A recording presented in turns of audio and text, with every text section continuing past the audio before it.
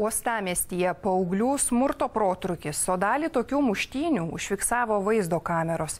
Viename įraše būrys paauglių smūgiais į veidą auklėjo berniuką, kitame pulkas mergaičių, kitą nepilnametę, spardo į galvą ir tranko rankomis, vėliau ir apspjaudo. Šį vaizdo įrašą gavę Klaipėdos policijos pareigūnai nutraukė tyrimą, pateikė žmonėms juos apstulbinusius argumentus. Neva nebuvo sutrikdytas eismas. Štai kokį vaizdą pro balkoną užfiksavo viena klaipėdietė, būrelis paauglių apstojusios klūpančią mergaitę. Staiga viena jai spiria į nugarą, prisideda ir kita, tada pasipila smūgiai į galvą, o nueinančią auką dar apspjauna. Šį vaizdo įrašą gavęs aktyvus Uostamiesčio visuomenininkas iš karto kreipėsi į policiją. Policija pradėjo tyrimą, tyrėja buvo mane apklaususi. Iš tikrųjų, pokalbio metu man pasirodė, kad jinai supranta, kad kaip svarbu yra apsaugoti paauglę. Nes matot, mes nežinom, koks likimas šitos mergaitės yra dabar ir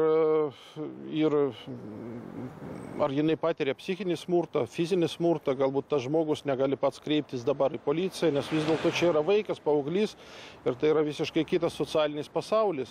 Tačiau po kurio laiko vyras iš policijos pareigūnų sulaukė žinių, kad tyrimas nebus pradėtas. Pasakė, kad viešoji tvarka nebuvo pažeista, nes nebuvo sutrikdytas eismas. Aš tiesiog net neįsivaizduoju, kaip galima su tokia traktuoti apskritai dirbti tyrėjų. Kita nepradėto tyrimo priežastis klaipėdietį pribloškė dar labiau. Esą nebuvo sukeltas fizinis skausmas ir mergaitė nesikreipė į medikus ar policiją. Mergaitė galėjo būti įbauginta kreiptis, nes matot, jeigu ta egzekucija įvyko, 5 mergaitės ją mušė, o 2 dar sėdėjo šalia stebėjo, tai prieš tokią kiekį žmonių, žinot, stipriai nepašokinėsi.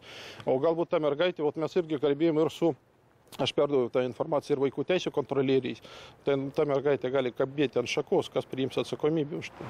Policijos atstovai ir žurnalistams kartojo, jog tyrimo nepradėjo, nes niekas iš nukentėjusios mergaitės pusės nesikreipė nei į juos, nei į medikus. Iš įrašo aiškiai matyti, kad vaikų smūgiai buvo silpni ar apskritai pro šalį, tad fizinės traumos mergaitė greičiausiai nepatyrė. Tačiau morališka trauma greičiausiai padaryta ir nemaža. Nors policijos pareigūnai tokį smurtą nusispjovė, prokuratūra nusprendė, kad bloga mintis nesiaiškinti tolimesnio nepilnametės likimo, tad tyrimą dėl viešosios tvarkos pažeidimo pradėjo jie. Toks sprendimas buvo priimtas nustačius, jog veikoje yra galimai nusikalstamos veikos požymių numatytų Baudžiamojo kodekso 284 straipsnėje. Už šiame straipsnėje numatytas nusikalstamas veikas asmenys gali būti baudžiami viešaisiais darbais arba bauda, arba areštu, arba laisvės atėmimu iki 2 metų. Incidentu taip pat domisi ir vaiko teisių apsaugos specialistai, kurie žada priversti policijos pareigūnus dirbti savo darbą. Pakartotinai kreipsimės į policiją su prašymu padėti nustatyti galimai nukentėjusį asmenį ar ne ir prieš jį galimai smurtavusius asmenis.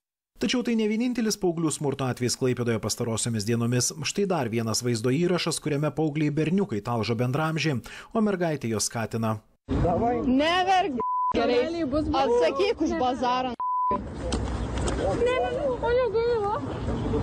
Apie šį atvejį vaiko teisių specialistai taip pat žino. Aišku ir kas tapo paauglių auka, tad tik laiko klausimas, kol bus nustatyti smurtautojai. Kodėl kilo konfliktas ir už kokius žodžius sumuštas vaikinas turi atsakyti, neaišku. Mums žinomas tas nukentėjusysis, kas galimai prieš jį naudoja smurtą, dar mums šiuo metu nėra žinoma ar nesulaukia informacijos iš policijos apie galimai smurtavusius asmenis.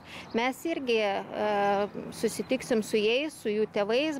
Specialistai sako, kad paauglių smurto atvejų daugėja ir ragina tiek bendraamžius, tiek tėvus kreiptis į atsakingas institucijas. Galbūt ne visi ikiteisminiai tyrimai nebus pradėti.